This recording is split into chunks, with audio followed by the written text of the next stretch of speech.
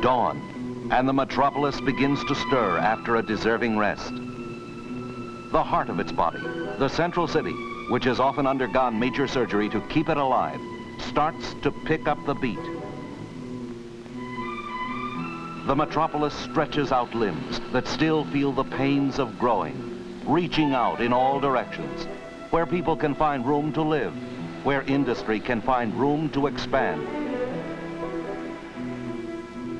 Its energy is recharged for the ordeal that is about to come.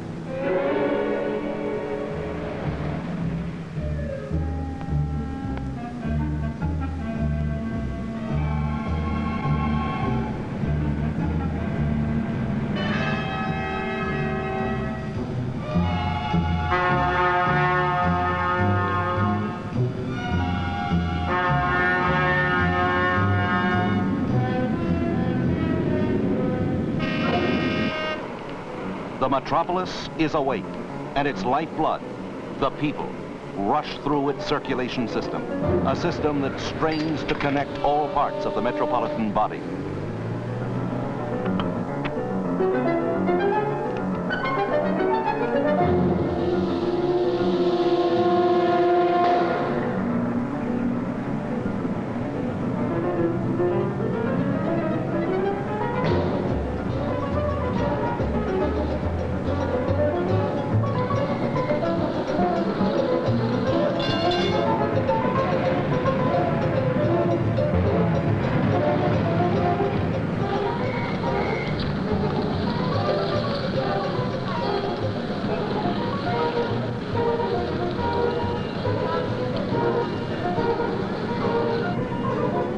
This is the rush hour, a term that means different things to different people.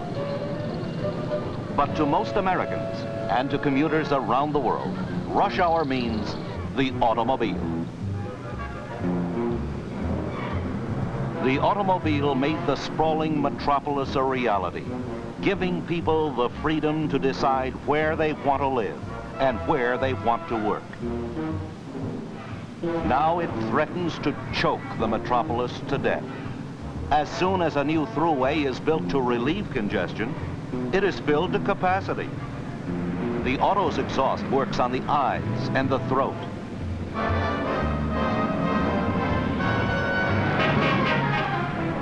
And its mobility, or lack of it, works on the nerves. What is the solution? Urban authorities and civic planners agree there is only one. Lure the commuter out of his car and onto mass transportation systems to bring about the return of a sensible balance in commuting methods. But how? Fortunately, we not only live in the age of the rush hour, but in an age of science and technology.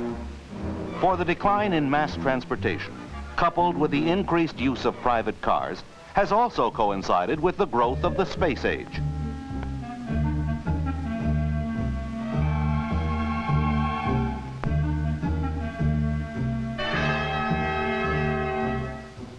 Technology, organization, and experience, but most important of all, determination. All over the world, with the help of systems organizations, progressive cities and transit lines are embarking on new mass transportation programs. These are some of them. Chicago, a metropolis that boasts of its outstanding commuter railroad service. Yet the commuter's romance with his automobile and the vast expressway network that has blossomed out of this romance catch the commuter railroads in the stranglehold of declining revenues and rising operating costs. One of Chicago's major lines concentrates on a part of the commuting process that causes major headaches for the railroad and passengers alike: fare collection.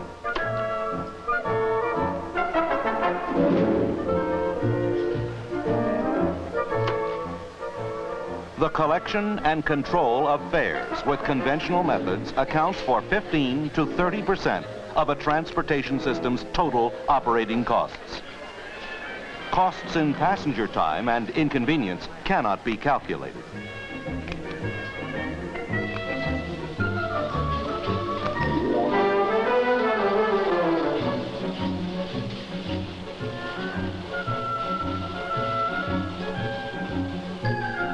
To reduce its operating costs and keep fares down, and to provide the type of convenient fare collection that will help lure drivers off the highways and restore balance to transportation, this railroad turns to an automatic revenue control system, an electronic, computerized system that controls all passengers and all fares.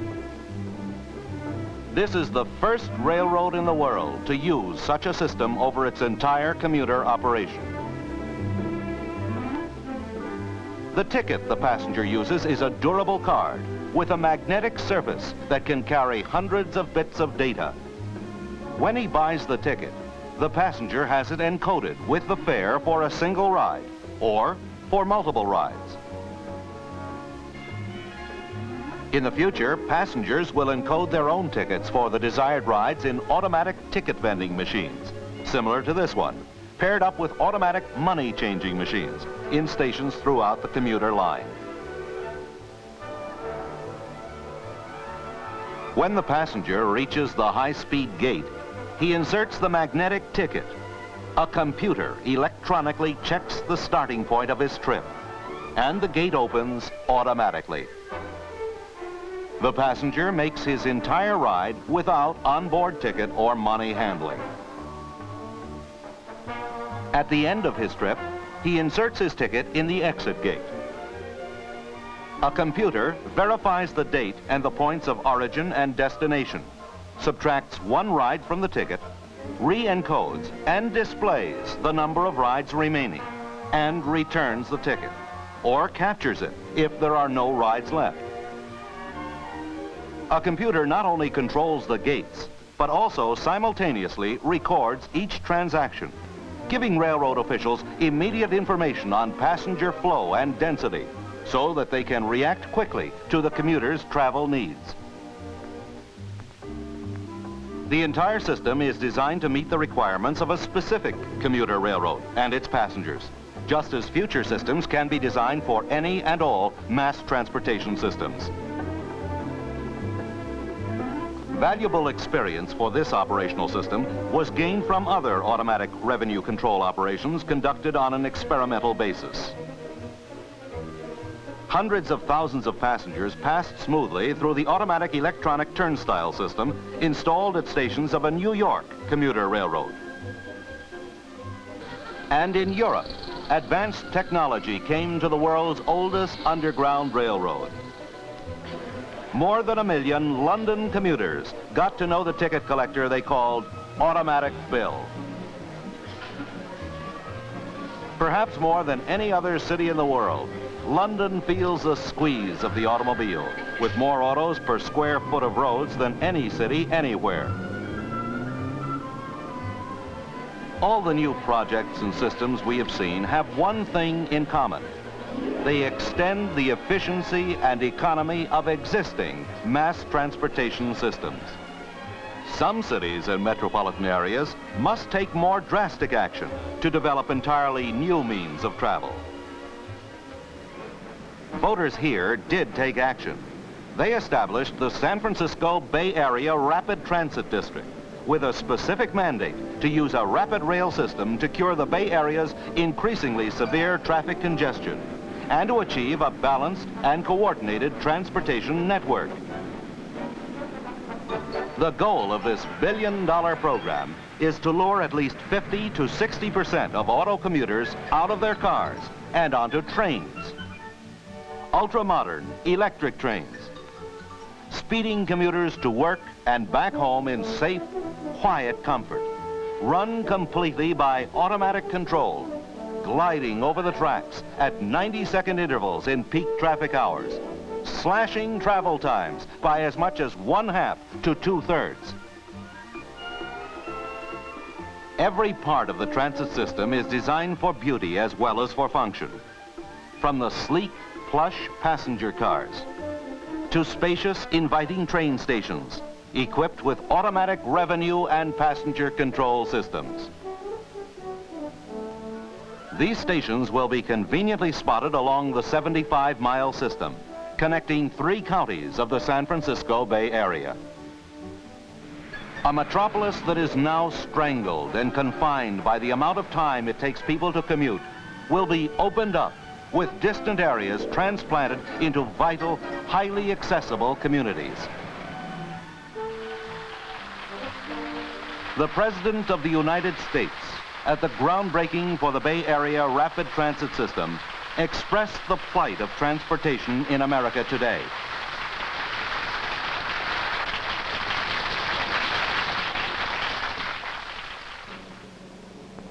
Yesterday's frontiers were crisscrossed by wagon trains.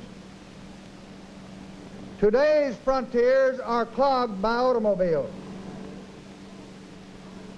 There are more than 80 million motor vehicles on our roads today. By 1980, there will be 120 million. Almost one vehicle for every 2 people. So we must develop adequate alternative means of transportation, or the coming crisis of congestion may do more to frustrate the growth and development of America than all the burning deserts and the barren mountains which stood in the path of our ancestors a century ago. Where people stand ready to take action to restore balance to our transportation systems, modern resources and technology are prepared to help transform rush hour and every traveling hour into a productive, rewarding time of day. To keep the heartbeat of the city and the metropolis alive. To keep its lifeblood flowing.